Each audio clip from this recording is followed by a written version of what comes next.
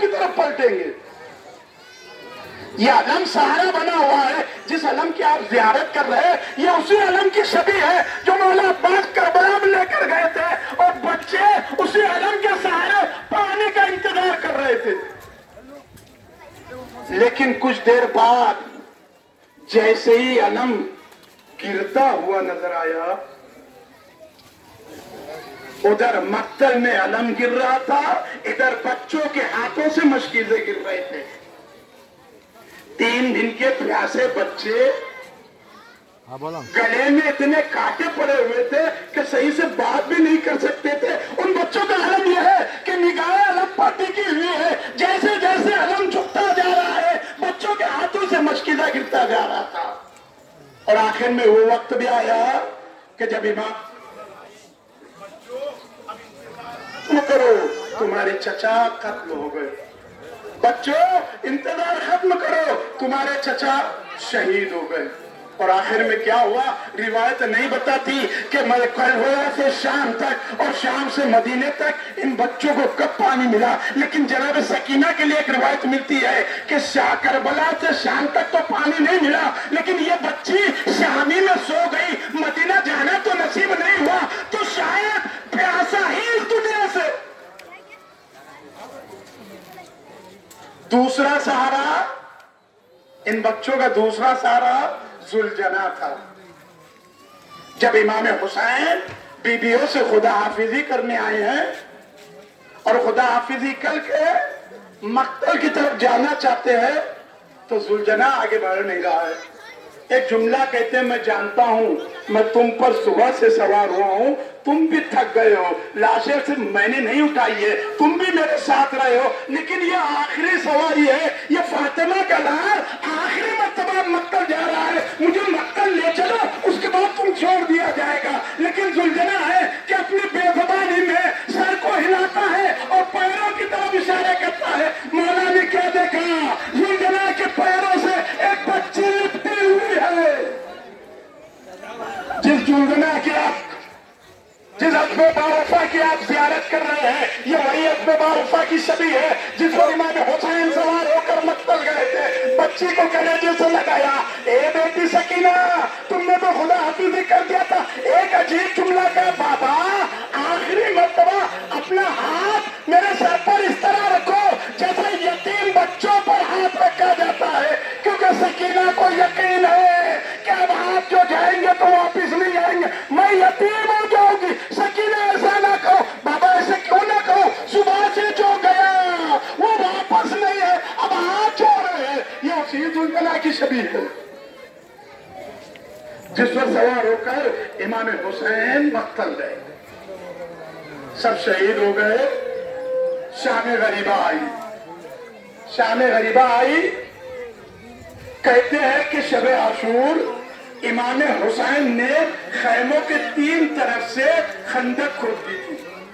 4 طرف ہوتا ہے نا خیموں کا میدان تھا، خیمے درمیان میں تھے، 4 طرف تھا، 3 طرف سے خندقیں کھودی گئی تھی.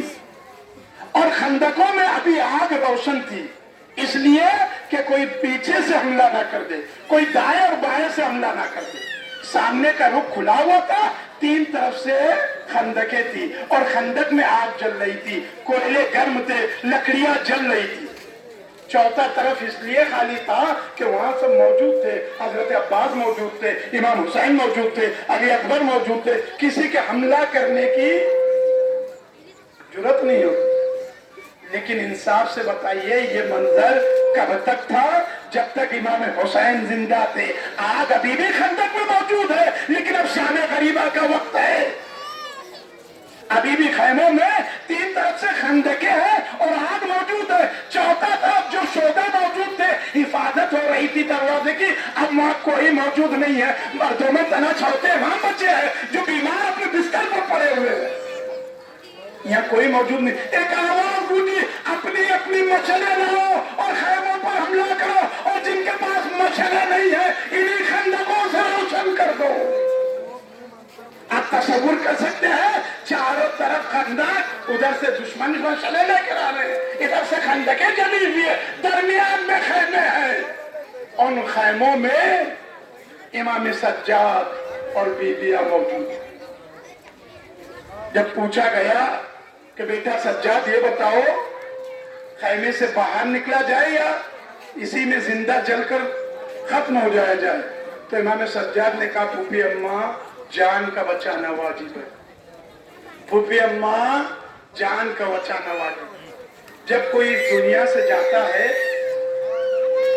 या जिस शख्स से ज्यादा लगाव होता है उसकी यादें भी इंसान अपने दिल से लगाता है। इमाम सज्जाद जैसा भतीजा जो जनाबे ज़ैनब के लिए इतना मुहिम हो, उसका बिस्तर भी कितना मुहिम होगा। आज हम तबरुकात को शबीह के नाम पर चूमते हैं, लेकिन जिस बिस्तर पर खुद इमाम मौजूद थे, जिस बिस्तर पर इमाम आराम करते थे, जिस बिस्तर पर इमाम बीमारी की हालत में दिन भर लेटे हुए थे, अब उस बिस्तर का आलम यह है कि खैमों में जैसे ही आग लगी तो वो बिस्तर भी सलामत नहीं रहा, और तेरा बिस्तर नहीं कहते कहनी असगर का झूला भी उसी आग में जल गया। ये वही बिस्तर है जिसकी आप जियारत कर रहे हैं, ये इमाम सज्जाद का वही बिस्तर है। उसी बिस्तर की छवि है जिस पर इमाम सज्जाद लेटकर दिन भर आराम कर रहे थे। उसी बिस्तर से जब उठकर बाहर आए हैं तो इमाम सज्जाद के हाथों में हथकड़ियां नजर आई। इमाम सज्जाद जब खैमों से बाहर आए तो पैरों में बेड़ियां नजर आई, गर्दन में तौक नजर आई। उसके बाद इमाम हुसैन की तबर्रुकात जो खैमों में मौजूद थी। कौन हुसैन? जिसे फातिमा ने चक्किया पीस कर पाती। कौन हुसैन? जिसे फातिमा ने चक्किया पीस कर पाता। और इमाम हुसैन तन्हा करबला नहीं आए हैं। जब अपनी वालिदा से रुखसत होने लगे मदीने में तो एक आवाज आई थी, बेटा मैं तुम्हारी माँ हूं, मैं तुम्हें तन्हा नहीं छोड़ू। इमाम हुसैन चले और काफिला जब करबला पहुंचा तो शाम गरीबा मक्तल की सहर हुई। शाम गरीबा खैमों के बाहर इमाम हुसैन मक्तल की तरफ टहल रहे थे। जनाब हिलाल भी उनके साथ थे। इमाम हुसैन ने हिलाल को आवाज दी, हिलाल, कोई जवाब नहीं दिया। हिलाल, फिर कोई जवाब नहीं आया। तीसरी मर्तबा का हिलाल क्या कर रहा हूं, मैं आवाज दे रहा हूं। घबरा कर कहा जी मौला।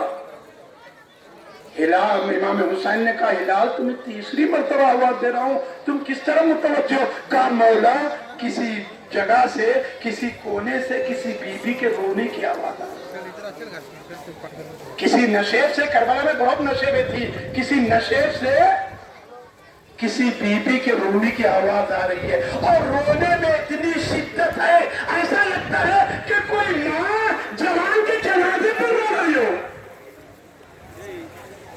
इमाम हुसैन ने कहा हिलाल, मेरी माँ का मदीने का वादा है, मुझे कैसे तना छोड़ देगी? ये मेरी माँ है जो मेरे लिए रो रही है। दूसरी रिवायत है, एक मतलब शाहरोज़ आशू जनाब ज़ैनब घबरा कर बाहर आई, भैया क्या बात है? कहा भैया रात से मैं किसी बीबी के खैमे के पीछे से रोने की आवाज सुन रही। फिर इमाम हुसैन ने तसल्ली दी, ये बता रहा हूं कि जनाब ज़हरा मदीने में नहीं थी। जब इमाम हुसैन निकले हैं तो जनाब ज़हरा ने भी मदीना छोड़ दिया। अब वो माँ जो अपने बच्चे के लिए अपना घर छोड़ दे, वो कैसे सुकून में रहे? वो क्यों ना रोए?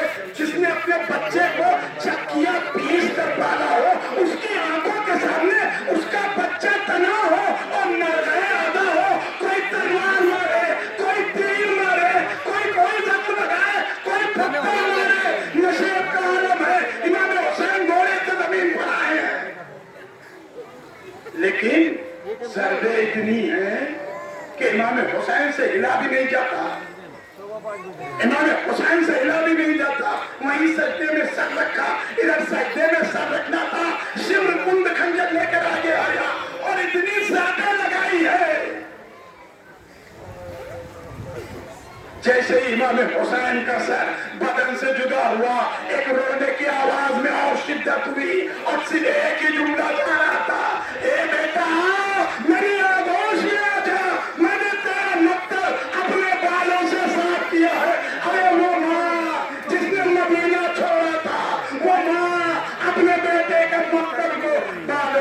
तवाफ कर रही थी, उसी हुसैन के ताबूत की शबीह है जिसकी आप ज़ियारत कर रहे हैं। उसके बाद सुना ना आपने कि 3 मर्तबा बीबियां सवार हुई, एक मदीने से सवार हुई, एक करबला में सवार हुई और एक शाम में सवार हुई। ये 3 मुहिम है। कूफे की सवारियां मुहिम नहीं है, क्योंकि करबला से शाम तक दरमियान में कूफा है। क्या रोने के लिए इतना काफी नहीं है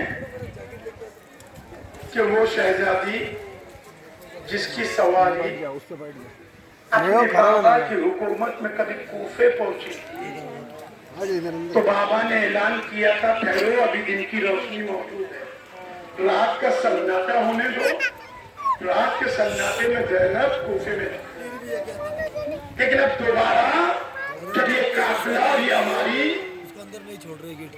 हमारी तो क्या थी, बस सवारी थी, कूफे पहुंची है तो रात के वक्त पहुंची। और अब ये ऐलान किया जा रहा है रात का सन्नाटा खत्म होने दो, दिन की रोशनी निकलने दो, तब इन बीवियों को कूफे में दाखिल करें।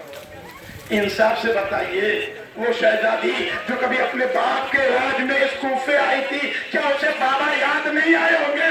कूफे से नजफ कितनी दूर है, वहीं से नजफ का रुख किया होगा। ए बाबा, जब आपके साथ कूफे आई थी तो ये आलम था, आज ज़ैनब फिर कूफे आई है, जरा ज़ैनब का हाल देखिए, ये वही हमारी है, ये उसी हमारी की छवि है जिसमें ज़ैनब सवार होकर कभी मदीने से आई थी करबला की तरफ, अब फिर महकूब साहब से मदीने की तरफ जा रही है, लेकिन दरमियान में करबला होकर जा रही है, हुसैन को पुरसा देकर जा रही है। हुसैन का चेलुम बनाकर फिर मदीने की तरफ ये काफिला जाएगा। अब भी पर्दे का आलम यह है कि जैसे ही ये काफिला करबला पहुंचा, इमाम सज्जाद ने ऐलान कर दिया, ए अब्दुल्ला अंसारी हटो, फातिमा की बेटी ज़ैनब आ रही है। अरे कहाँ तो पर्दे का ये आलम है और कहाँ तो शाम का बाजार, शाम का दरबार। दूसरी सवारी और दूसरी हमारी जिस पर जनाब उम्मे कुलसूम सवार। जनाब उम्मे कुलसूम के मसाइब के लिए तो एक ही जुमला रोने के लिए काफी है। कसम खुदा की, अगर कोई रोना चाहे तो एक जुमला काफी। शाम गरीबा में, शाम शब आशूर में हर बीबी अपने बच्चे को समझा रही थी। जनाब ज़ैनब और मोहम्मद से कह रही थी, जनाब रुबा जनाब एलिफरेट से कह रही थी, जनाब उम्मे फरवा जनाब कासिम, हर बीबी अपने बच्चे को समझा रही थी। और ये पूरा मंजर जनाब उम्मे कुलसूम देख रही थी। क्या समझा रही थी? बेटा, कल रोज़े आशूर है, कल जंग होगी, देखो तुम जिंदा रह जाओ और हुसैन पे कोई आफत आ जाए, ऐसा ना हो। और सबसे पहले अपने आप को हुसैन पर फिदा कर देना। इधर बीबी ज़ैनब अपने बच्चों से कह रही है, उम्मे रुबाब अपने बच्चे से कह रही है, दीगर बीबियां अपने बच्चे से कह रही है कि जब भी हुसैन पर देखो जिंदा रहे तो हुसैन पर आफत ना आने पाए, और सबसे पहले अपने आप को हुसैन पर फिदा कर देना। उम्मे कुलसूम देख रही है, वो बीबी कभी क्या सोचती होगी, ऐ परवरदिगार, काश मेरा भी कोई बच्चा होता, काश मेरी भी कोई औलाद। ये उसी बीबी की हमारी की शक्ल है। ऐ परवरदिगार, काश कोई मेरी भी औलाद होती तो मैं कहती बच्चों सबसे पहले हुसैन पर फिदा होना। शायद यही तसव्वुर था। हजरत अब्बास आगे बढ़े, उम्मे कुलसूम ने घबराओ, कल सुबह तुम्हारी तरफ से मैं कुर्बान हूं। क्या गुजरी होंगी उम्मे कुलसूम पर कि हर बीबी अपने बच्चे को समझा रही है, लेकिन उम्मे कुलसूम के पास कोई बच्चा नहीं है।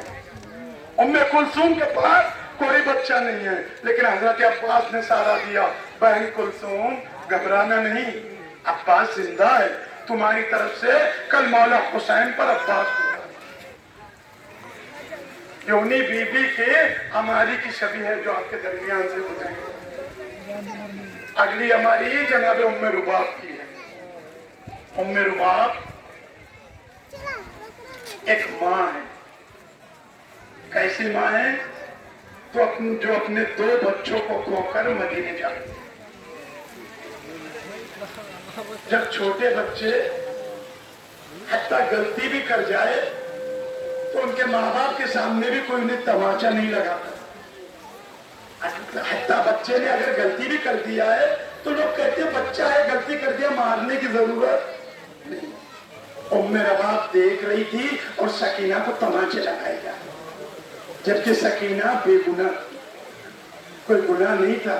एक माँ कैसे देख रही थी कि मेरी बच्ची तमाचे गा रही है। कौन माँ जो करबला में एक शिशुआ छोड़ कर आई है, एक बच्चा अपने करबला में छोड़ कर आई है और एक बच्चा साथ लेकर शाम जा रही है।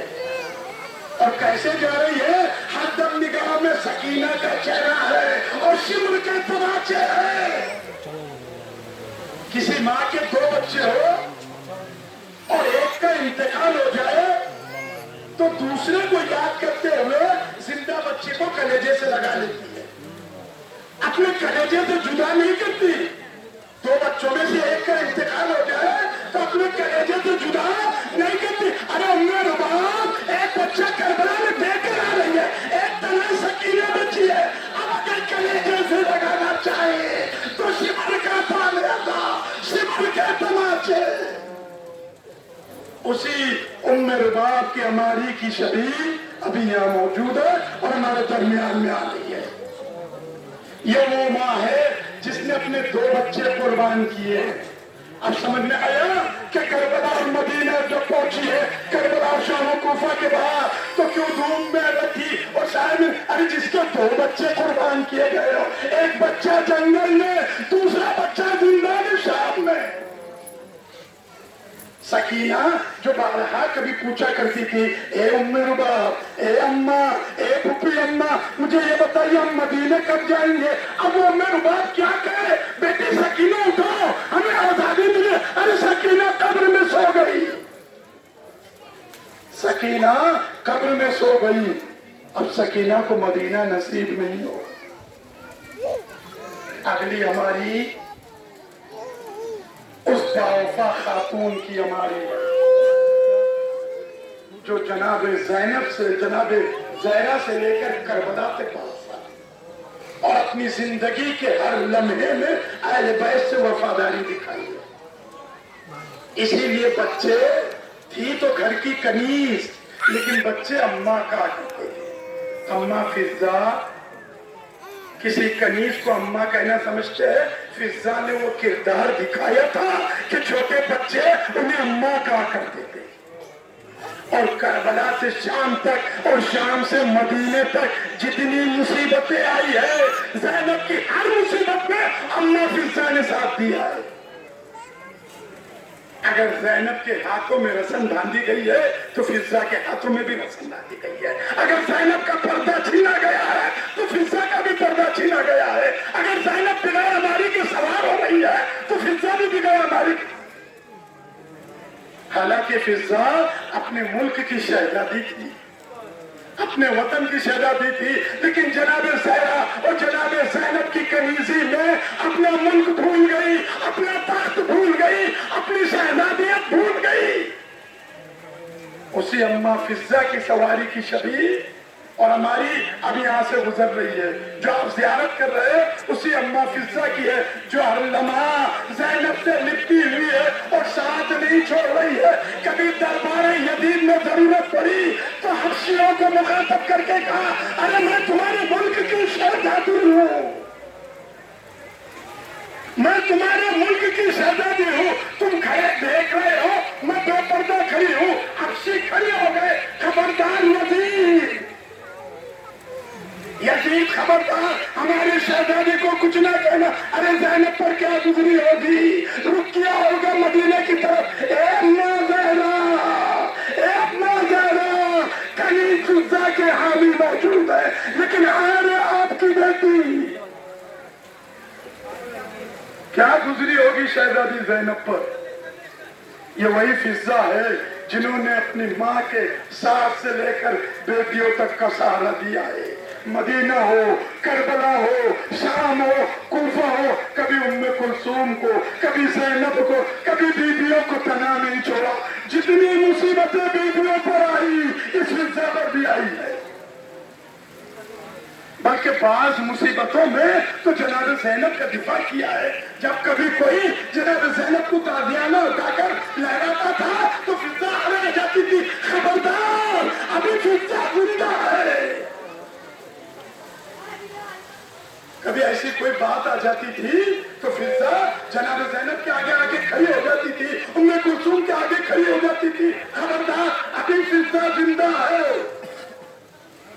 علی کی شہزادیوں پر کوئی آفت نہ آنے پائے. یہ فضا ہے.